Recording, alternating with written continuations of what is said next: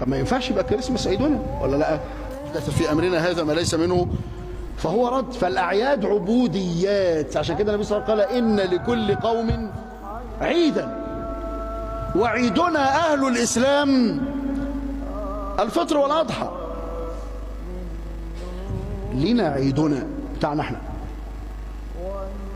فما ينفعش يبقى كريسماس عيدنا ولا لا؟ اصل ده اول السنه وبعدين ما فيش اول السنه. طب ما ممكن يبقى اول الاسبوع برضه، مش كده ولا لا؟ طالما اول كل حاجه، وممكن يبقى اول ساعه بعد الفجر برضه، اول ما قابلك او كل سنه وانت طيب، كل يوم وانت طيب، انها النهارده دخلنا في اليوم الجديد، ما هتبقى مهزله.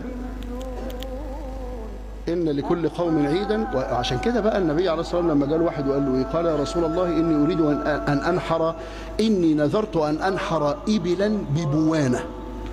بوانه ده ايه؟ مكان، حته اسمها بوانه، منطقه.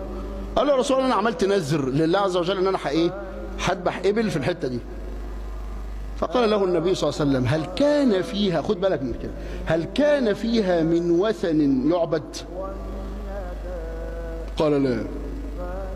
قال هل كان فيها من أعياد المشركين شيء؟ كانوا بيعملوا عيد في الحتة دي؟ قال لا. قال فأوفي بنذرك.